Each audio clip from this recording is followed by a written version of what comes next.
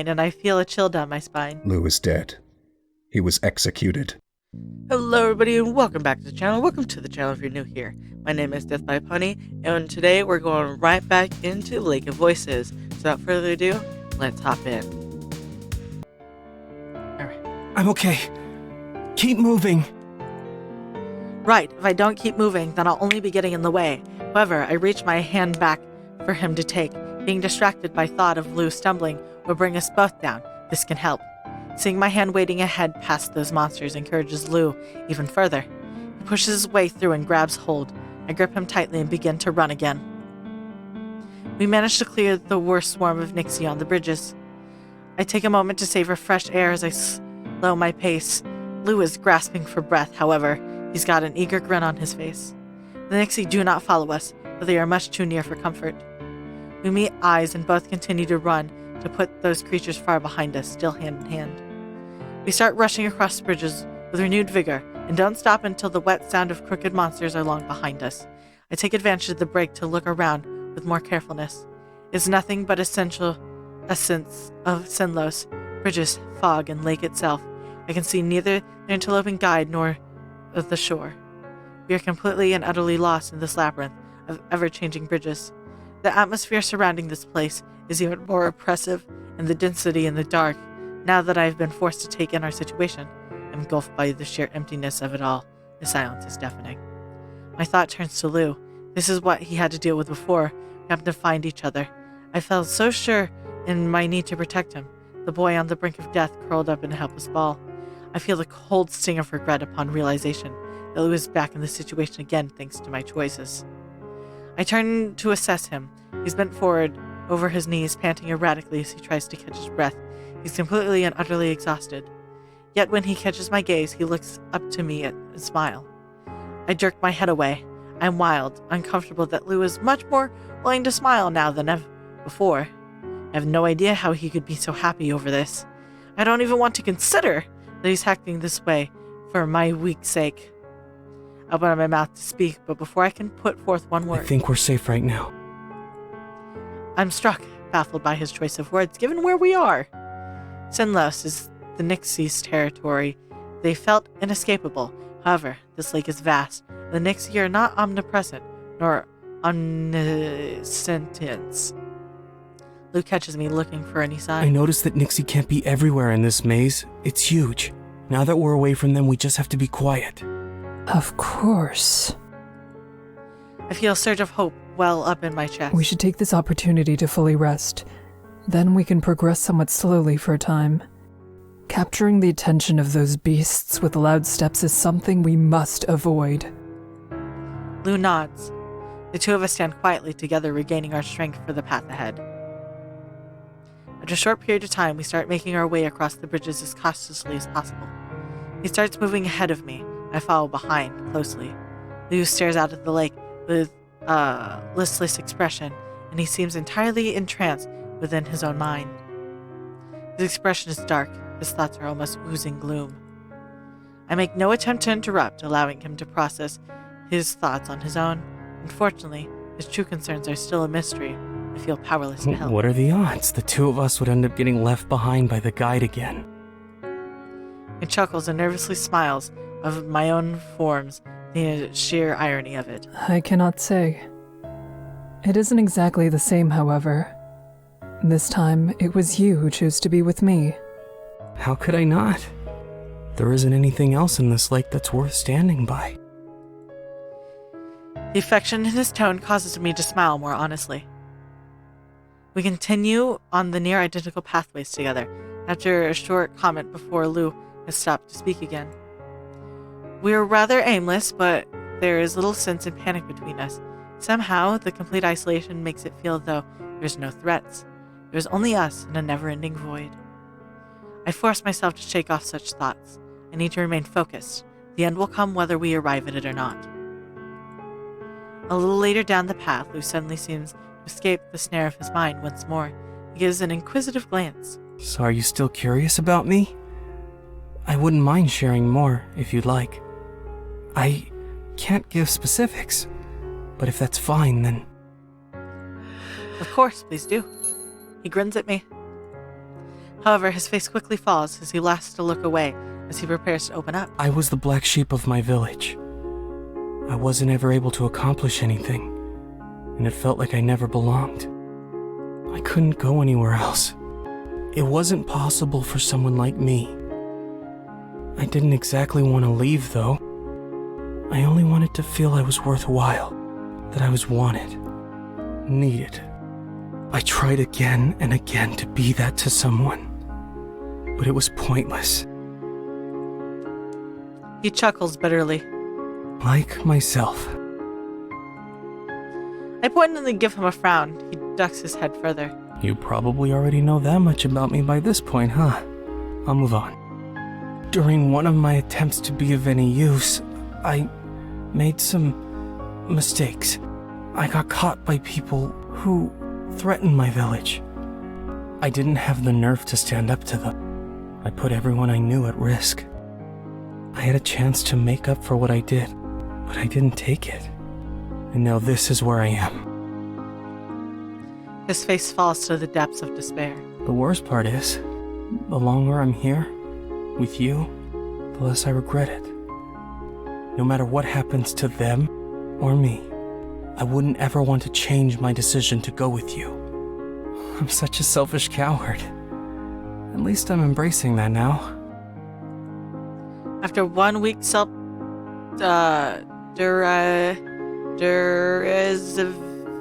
derisive laugh, he sighs in defeat. I want to help Lou. I wish he could see his own worth. However, my mind is distracted. Something in his story strikes me. When we first found him, he was heading in the opposite direction of us. He must have started from the other shore. There's only one village located around that direction. Lou, are you from Hemmer? That's where I am heading. It's currently under siege, and I've been asked to assist in pushing the Brigadiers back. He wordlessly stares at me. His expression is clouded with an unreadable emotion. After a moment, he turns to the ground and murmurs softly. No specifics. I'm sorry. He tries to sound lighthearted, but it's clear that he's shaken. I try to offer him a sympathetic smile. I understand. The people there will be all right. I will make sure of it. That's good. Lou acts as though he chose to cross Sinlos only for his own sense of self. However, I silently wonder if there's more to it than that. Was he crossing to find help on the other side? Despite my curiosity, I couldn't ask him to elaborate. It's clearly a difficult topic for him. I already agreed to not get specifics out of this. I reach over to him and gently stroke his back from the nape of his neck slowly down his spine. He shivers at my touch, though it's in no way from discomfort. I caress him and he allows me to. We walk together at a steady pace, that irrational sense of peace pervading for a while. Something catches the edge of my eye and I gasp quietly. There's a silhouette of something ahead. Is that land? The other shore? I have a difficult time believing what I am seeing. We were going the right way. I can hear the astonishment in his voice as well. He goes from complete shock to We confidence. can make it. I nod eagerly. We increase our pace frenetically while doing all we can to remain as quiet as possible. Lou remains ahead, a comfortable distance in front of me. We take a few turns in there and keep running down a single bridge for a time, never allowing our eyes to leave a small sign of land for too long. The silhouette ahead finally comes to full view. I feel my heart pounding with excitement. Even so, I refuse to allow that feeling to let me lower my guard. I need to remain focused. We could easily fall at the final step. Yet nothing threatens us. Then we miraculously arrive at the dock. The two of us immediately rush off the bridge and onto the safety of solid land. Before I can fully register what happened, I can hear the sound of Lou's airy, overjoyed laughter. We made it. We actually made it. Aw, Lou. Pools of tears form in my eyes, and I allow myself to relish the joy of the moment. I'm so glad we made it in one piece. This doesn't seem real, but instead, some wild, waking fantasy. At the rush of adrenaline escaping my body, I realize we are alone. Did they make it before us and leave, or? The guide goes slow. I breathe deeply and calm myself. Lou was correct. They will make it to the shore soon enough. I have to believe that. I manage to feel settled again. This lake has made me start to count the worst-case scenarios. Lou smiles contentedly at my calmness. When I catch his eyes, he turns away bashfully. Honestly, the further we went, the more it felt like I remembered where I was when I started. I never mentioned it because I didn't want to get your hopes up, but it worked. I knew which way. I widen my eyes at his words. A surge of emotion zapped through my chest. That's incredible. You saved us. Lou awkwardly half laughs and rubs his arms. You're the one who saved us. I just assisted a little bit. You're only saying that because you're kind and want me to not keep feeling worthless. But it's okay. This is enough for me. More than enough. I beam at him. His response doesn't surprise me at all. I feel quite pleased that he was able to admit that he helped at all. I wrap my arms around his neck and gently embrace him. He readily eases into the hug as though he was waiting for it. Lou wraps his arms around my back and presses his face into the crook of my shoulder while murmuring softly to me. I'm so grateful it was this night. The two of us separate, though we still stand so close. He sighs comfortably, then his face cocks a somewhat playful grin. You know, everything that's happened to me before this point, well, that's water under the bridge. I'm glad you can say that. I give him the most unimpressed look I can manage. I will never understand how he is content joking about this nightmarish lake. Despite that, I can't help the tiny smile that whispers across my lips, because that is so purely him. Lou snickers. Even though it still feels like there is nothing about this place to jest over, I can't bring myself to chaunt his good mood after everything we've been through these past days. He deserves to be happy, and I will continue to protect that. We shouldn't stay here. We don't have any light, and those monsters could notice us. Lou's face immediately falls. So this is goodbye. You're going to Hammer. I'm not. All my thoughts crash around me. I'd forgotten a moment that we did not have the same goal. I formed a view of the future where the two of us would stay together after all this was over. He looks into my eyes with a strange softened sorrow. I can't place what it is, but something about it causes a knot in my chest. I almost choke on my words. Where will you go then? If you don't mind telling me. He simply looks away. I wait for a moment, and when he doesn't continue, I do. If you have nowhere in mind, you should come with me. Where I'm going won't be safe yet.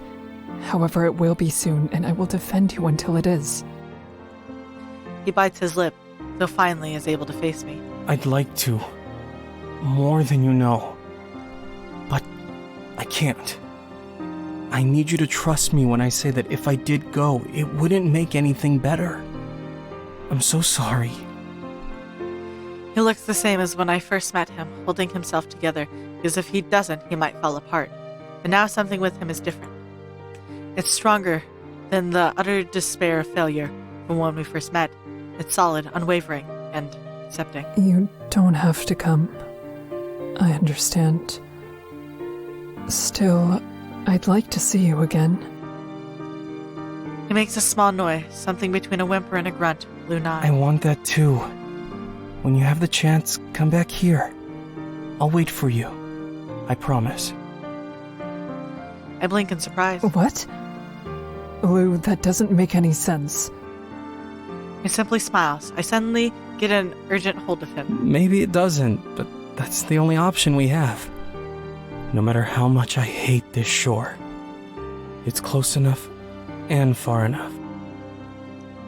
I stare at him intensely, trying to understand what's going on in his head. He weakly looks up at me and waves. Goodbye, Kika. In a blink, he's gone. I managed to just catch a glimpse of him as he dashed off into the darkness of the forest. Wait!